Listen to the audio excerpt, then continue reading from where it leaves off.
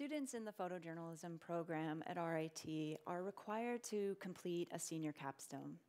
This is a year-long documentary project in which they research and pitch and produce a story on a topic of their choice.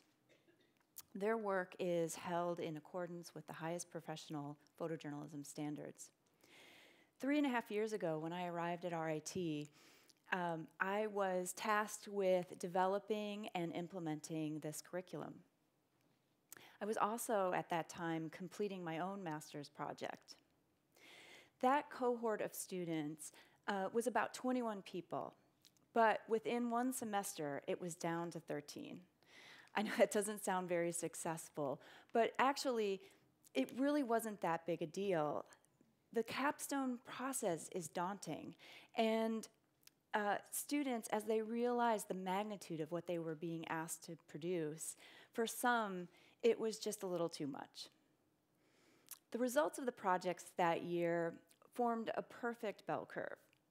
There were one or two that were good, most of them were average, and a couple of them just didn't work at all. Today I want to talk to you about what I've learned from the capstone process, and I want to share with you how that is impacting me in the work that I'm doing today. Most people approach this process with a gripping sense of fear. They look at the blank page or canvas and they feel anxiety and fear, just like I feel right now.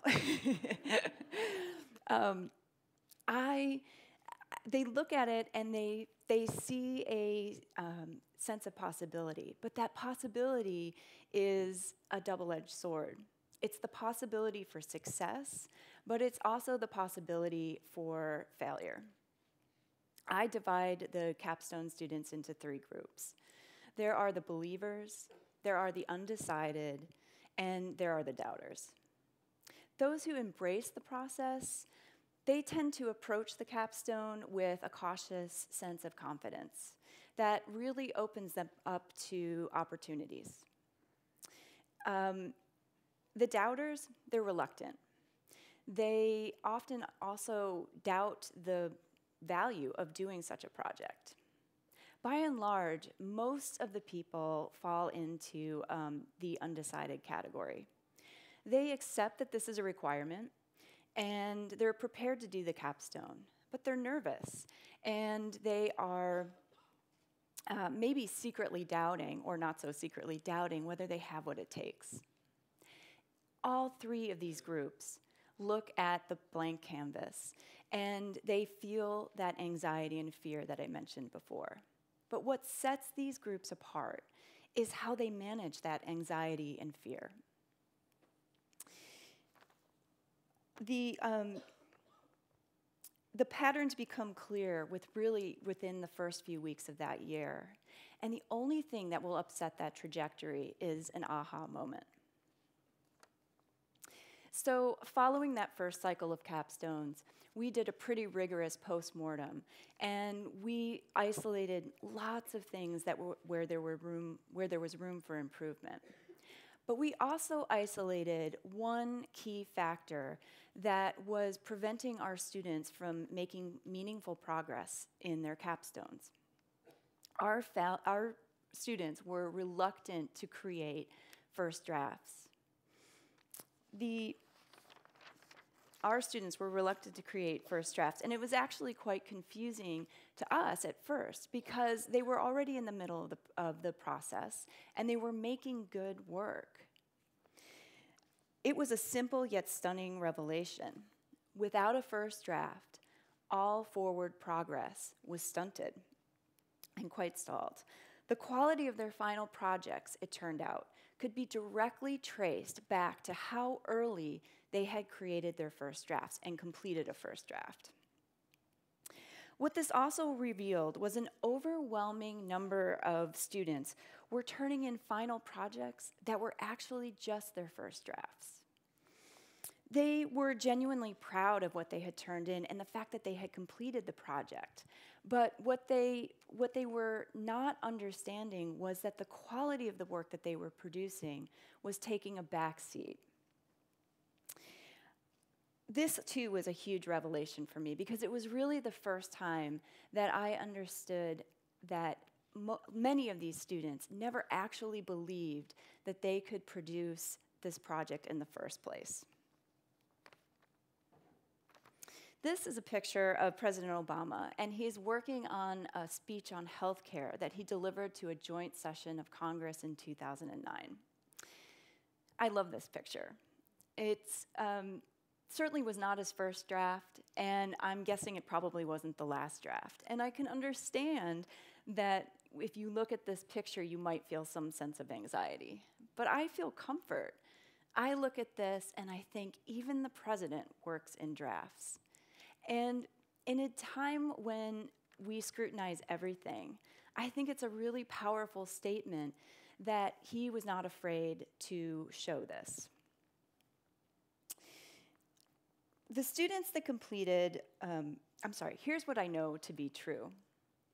The fear of failure and rejection are powerful, and they are forces that can prevent positive progress.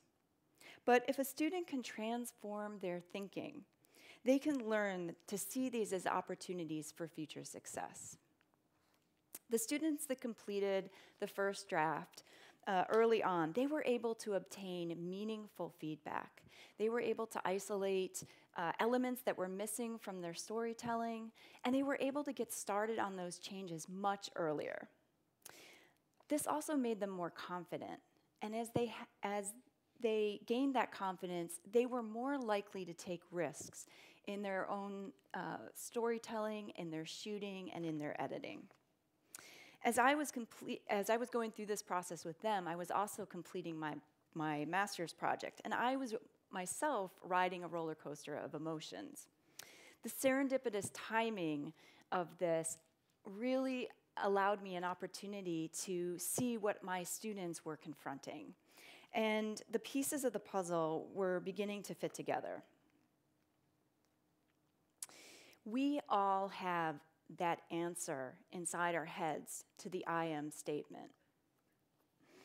What it turned out for me, what it turned out to be for my students was actually a powerful predictor. That answer to the I am statement was a powerful predictor for how they might do on the capstone, what kind of work they might produce and how successful they might be. If I can transform my own approach at the beginning of the process when I'm working with students, there's a chance that I can also combat the psychological factors that are preventing hardworking students from making meaningful progress. And if the students can transform their own thinking, they also have a higher probability of a successful outcome. These days, I start the capstone process asking students to shift their thinking. I ask them not to think about the capstone project as a problem that they have to overcome or work through, but I ask them to think of it instead as an opportunity for them to dream big, to work slow, and to walk away with a really successful story. Along the way, I talk about failure as an essential part of the capstone process and equation. I encourage them to fail early and fail often. I also tell them that their first drafts are going to suck, but that it's also going to lead them to some unexpected leaps in their work. I talk about my own mistakes, and I definitely talk to them about fear and how crippling it can be, and also how it can lead to shame. Last spring, I finished my master's project. And at the end of my defense, my committee members were talking about the possibility of being published and the possibility of a future exhibit. And I laughed a little bit uncomfortably because the reality was that I was just relieved that it was over.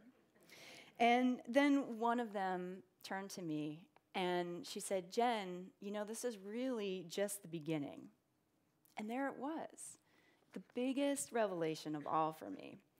I hope students walk away from the capstone process with an amazing documentary project, and so many of them do. I also, though, hope they walk away with a greater sense of confidence about what they're capable, and perhaps a more affirmative answer to that I am statement. Because in the end, the capstone experience is really just the beginning for all that they will face in life. Thank you.